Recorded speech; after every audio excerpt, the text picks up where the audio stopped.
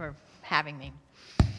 Well, it's that time of year, right, where we start thinking about wishing each other a prosperous new year. You might write a card, or you might have someone write it at the end of an email. You know, happy holidays, may you have a prosperous new year. I'm about a month ahead of time, but don't you feel it coming? So let's start it off right here. You don't have to get up, but some of those people you did namaste with, wish them a prosperous new year. Come on. I wish you prosperity. Have a prosperous new year.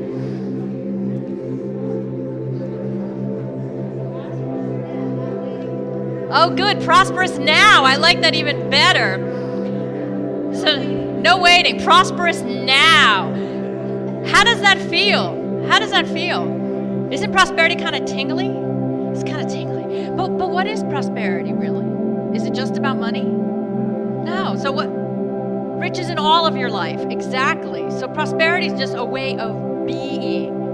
It's not so much a thing that we do. And I think when we come to the beginning of a new cycle, whether it's your birthday or it's a new year, or, I get the Jewish New Year in there, another chance to clean the slate, or back to school time, whichever, we have several times a year that we kind of clear the slate. And we put out, goals. Like I'm going to be on the early show on January 1st if you're up early enough on January 1st. And I'm going to talk about those goals that we set. And you know what? That's a little bit of an outdated technology. Because what happens with our goals every year? We start them and we don't do it. So the research shows that 23% of us give up on a resolution within 1 week. And 45% of us don't make it to the end of that first month. All right, and we keep doing this over and over and over. So when I wish you a prosperous now or a prosperous new year, it has nothing to do with setting goals. So what does it have to do with? Let me take a quote from this Sid new book.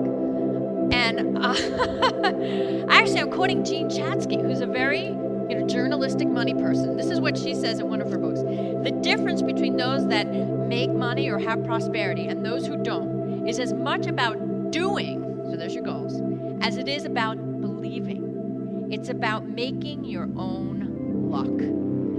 Can you make your own luck? Absolutely yes. Absolutely yes. But how do you make your own luck? Oh, now the room's quiet. Tell us. I'm not there yet. I'm not going to tell you quite yet. I still want to talk about how we do it. Is that we have to have a prosperity plan.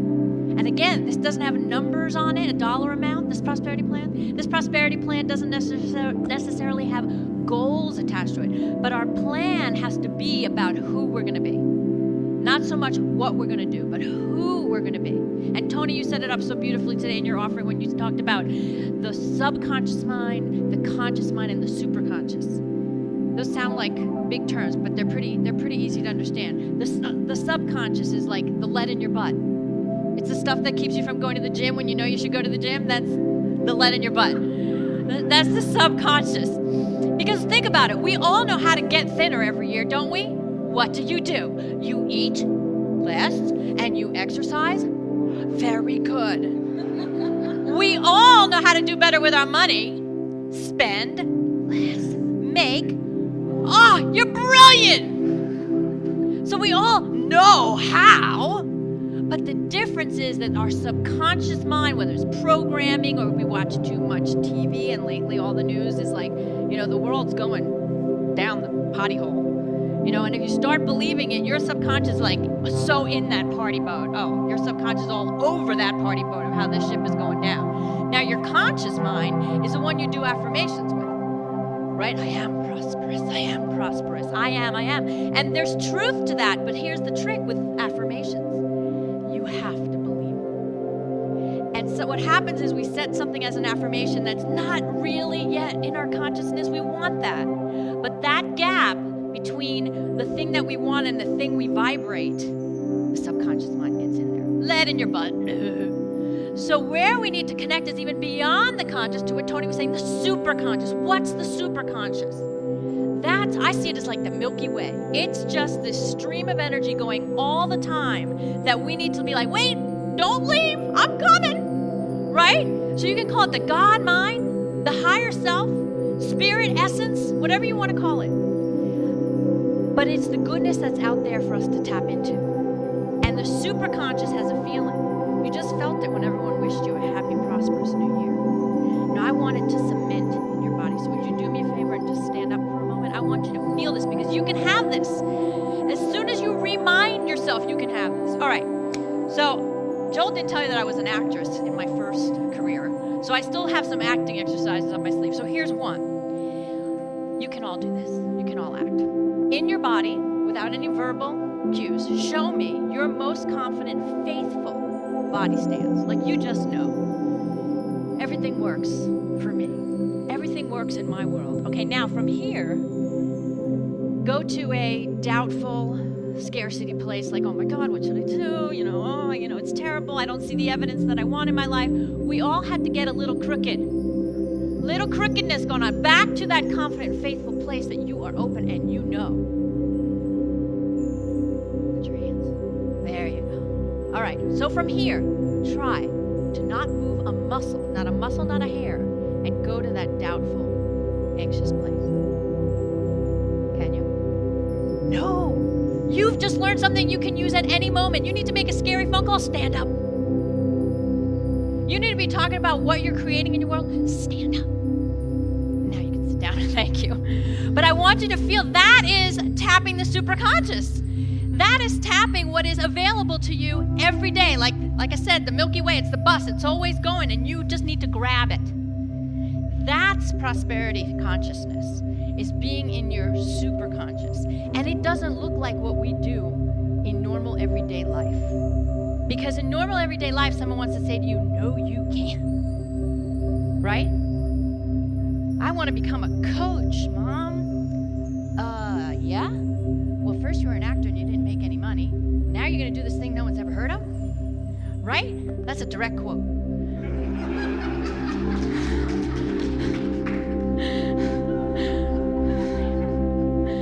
I think I've forgiven her. I guess I still have to work on it. But what I'm saying is there's always going to be people that want to pull you off the superconscious highway. They want to bring you back down to either consciousness or subconsciousness because we know it. Maybe we have an agreement with our subconscious. Yes, nothing works out for me. I know that. I have that agreement maybe with my subconscious. Or that I'm not good enough.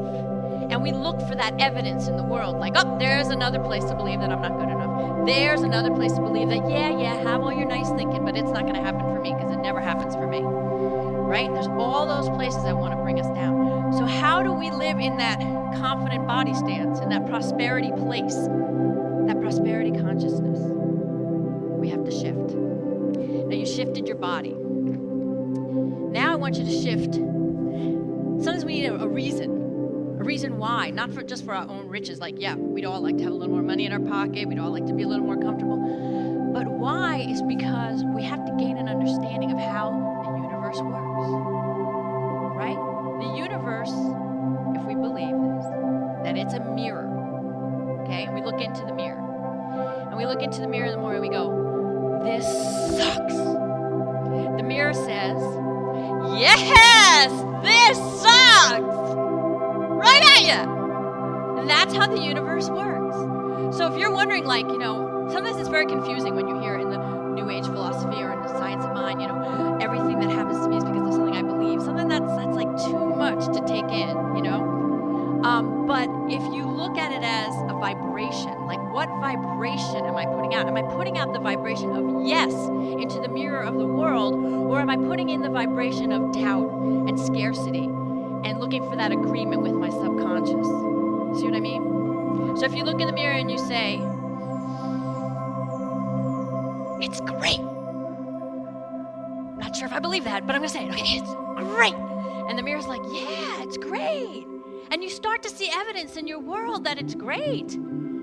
But you have to be willing to see that evidence. Think about, when you look out into your world, what evidence do you see? What evidence do you see? Right now, if you read the paper, forget. The evidence is what? It sucks right now. That's the evidence. But the subtitle of the book, as a matter of fact, is 10 Steps to Beating the Odds. How do you beat the odds in what's going on in the world right now? It's not denial. It's not going into a little shell and a little hole and not dealing with it. But it's looking beyond it. All right, this is what the subconscious, maybe the conscious is creating. but how do I tap to that superconscious and my mirror of what my universe is going to look like? And looking for that evidence in your world. When I was an actor in my 20s, I saw evidence that I didn't like. I'd given myself 5 years to make it out of college as an actor, and by making it, I meant have an agent, be taking on some promising roles, look like it's headed somewhere. Well, 8 years later, I'm still waiting on tables. You see, because waitress, actress, princess, they all have the same ESS. And I'm thinking I'm princess actress, and that waitress thing kept coming up. Must have been a subconscious thing. But I'm still waiting on tables 8 years into it, and all I see of evidence is how it's not working. You know, it's just not working. Yes, I got up at 5 a.m. and I waited online in rain or snow or sleet for that audition room to open up at the Actors Equity Building. Anyone here ever been guilty of those same things? There we go, Ty, hello, okay. So, you know, you're waiting and you get your little number and you go home and you shower and get all dressed up and come back and sing for, 30 seconds. And then at 4 o'clock, go off to my waitressing job, work till midnight, get up and do it all the same next day. No one worked harder. So all I could see was it wasn't working for me. Why wasn't it working for me? And why is the worst question you can ask. What does why give you? Darkness. Or, you ever asked a kid, why did you draw on the wall? I don't know. That's what you get from why, right? But if you ask what, and I didn't have that insight, that what can I learn from this? What is the message? Anyway, so back to that actress and waitress. I got myself so full of evidence of what was wrong that I actually had a nervous breakdown. I'd managed to get myself 90 pounds, no body fat, anorexic, overexerciser, seriously depressed, nervous breakdown, but functioning, I thought. And my parents took me to Fair Oaks and Summit, New Jersey. You don't want to say in Jersey, you know what I'm talking about. Okay, so, and they asked me, are you thinking of hurting yourself? Yes, I am. They're like, oh, okay. We're going to be checking you in. And you know what? In that moment, I had all the evidence in the world that I belonged there, but something inside of me said, no. If you do this, you now have an identity for the rest of your life. You're sick, your parents have to take care of you, and that is going to be the nail in your coffin. And somehow I knew this, and I ran. I don't even remember how I got out of there, but all I remember was my mother chasing me over the lawn at Fair Oaks, and I don't know, I don't remember it. But from that day on, I chose not to have therapy. I had plenty of therapy. That's not a recommendation or a prescription for anybody else, but that's how I chose to deal with it. And I started taking everything I had ever read as a self-help junkie and starting to put it to work. Marianne Williamson, The Course in Miracles, Deepak, everybody. And I had the insight, this before Oprah did the gratitude thing, I had the insight to look for something I could be grateful for. 10 fingers and toes. That was all I could come up with. That was my state of mind. I had 10 fingers and toes. But I chose day after day to look for the consciousness and the evidence that there was goodness. The evidence that I could beat the odds. And I could not have planned ever the rest of the story. And the rest of the story feeds into our talk today about the prosperity plan. Because all I did was say, I can't wait on tables anymore. I need to do something else. I wasn't sure if I was ready to give up acting, but I was ready to give up waiting on tables. And one day this voice said to me, call Jay, call Jay. Okay, I knew who Jay was. Jay was someone who lived in Maplewood, New Jersey, who had been an acting mentor. And I looked him up through 411, whatever, found him, and said, I don't know why I'm calling you, but I didn't want to tell him a little voice was telling me, you know. But I was like, remember me? He's like, sure, I remember you. Turned out he'd become a coach. Then this little voice said to me, he has a new career for you. Yeah, wow. Want to bottle that, don't you? And so I started working with Jay as my coach for 2 years, got some things together in my life, and then looked at him and said, I want to do what you do. And at that point, there was the first school in the country starting that training life coaches, and I was part of that first 16 people. Then those first 16 people started the International Coach Federation that Joel was talking about, and I could not have planned the Oprah thing or the books or anything else. Publishers came to me. This magazine article exploded my life. All of a sudden, there were 350 people calling my house. I made my mother use her maiden name and be my secretary. You know, it's like, just don't say Berman. You can't be Berman, you know. And so My life exploded, but the key was this.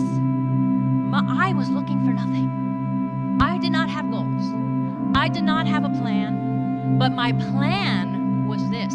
This is what all I asked for from God was, I want to know how to be happy, how to have love, and how to have peace. Happiness, peace, and love. Those were my ways of being.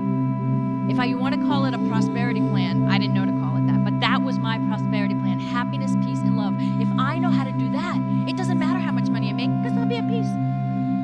If I know how to love, it doesn't matter who I love, I'm going to be happy. Right? So that was my only plan. And my life exploded. And I'll tell you that I've fallen trapped to a lot of the media that you're seeing. In 2001, 9/11, my husband lost his work for 2 years. Scary time. He recovers his work. One of my children is sick for 4 years with seizures and something that could not be controlled, and every doctor we went to and blah, blah, blah. So I started catching this fear fever, and I started to see my prosperity and the rest of my world start to decline. And I was like, oh my gosh, what do I do? How do I make is it marketing? Is it goals? And I went, you forgot your prosperity plan from all those years ago. So I got back on my prosperity plan of don't ask for things, ask for a way of being. And I got asked to write this book called The Prosperity Plan out of getting back on track. So I feel like, I'm a student right along with you, remembering this time when I did it without knowing what I was doing. And now I'm putting it to you in a plan of how do you do it? And I want to give you one thing that you can do. Not just what we talked about in terms of tapping into the superconscious, but tapping into possibility. Can we talk about possibility for a moment? Most of us live our life, I think, via probability. You may not consider yourself mathematicians or economists, but we go by what's probable. It's likely that, I'll audition and they'll say no. It's likely that my resume will be rejected. It's likely that I'll go on Match.com and I'll just meet a bunch of weird people. Those are likely things. But probability didn't get us to the moon, right? Was it probable that we'd get to the moon the first time we tried? No, but someone thought it's possible. Bill Gates thought something was possible. You can name a million of them, right? But they're the people who say, I'm going to live in the land of possibility. Would you like to join me in the land of possibility? So think of something that's possible in your life as you enter another day or another moment, since we're doing prosperity now, not prosperity at the new year. Right? So think of something that's possible. It doesn't have to be probable. Like it's possible we'll all get together for the holidays and get along great. It's possible.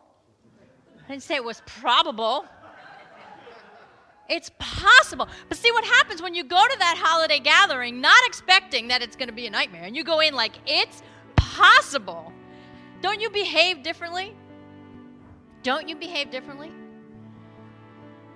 And one cocktail might help too. But your possibility.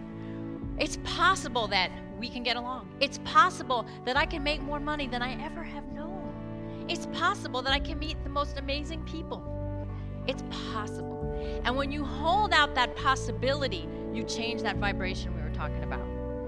You're tapping into the superconscious, okay? And then the first time something goes wrong, you don't go back to, see, I told you so. You keep looking for what's possible. What's possible? When my son was sick, people would say to me, I don't know how you deal with it. Oh my God, it's such a big deal. Like I should be crying in a lump every day. And some days I was, but, I was like, wait a minute. I know it's possible that he'll be okay one day. I didn't know how, but I knew it was possible. And I also knew he didn't have a brain tumor or something that could eat him up.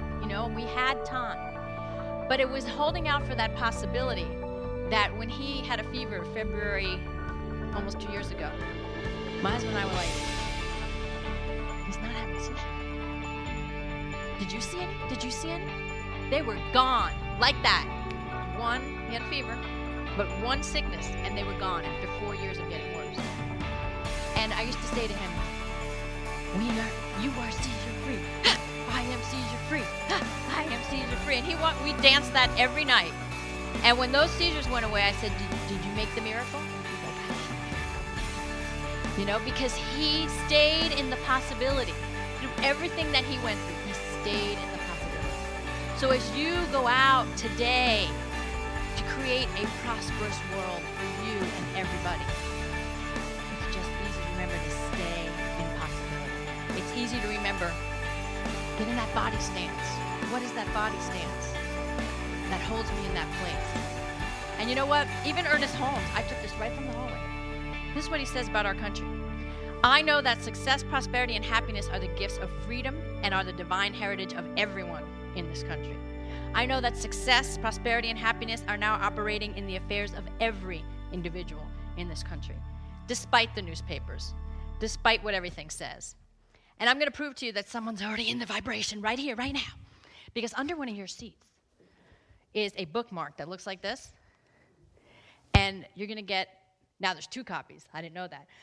But there's, the only copy that's here, because I have to keep that one, of the prosperity plan is going to somebody here. So look underneath your seat. It may be in an empty seat next to you. So if it's empty next to you, you get to keep it.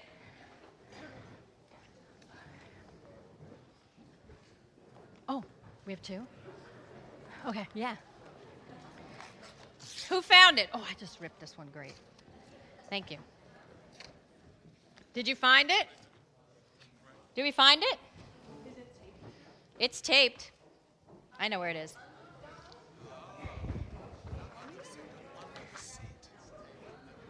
You're welcome.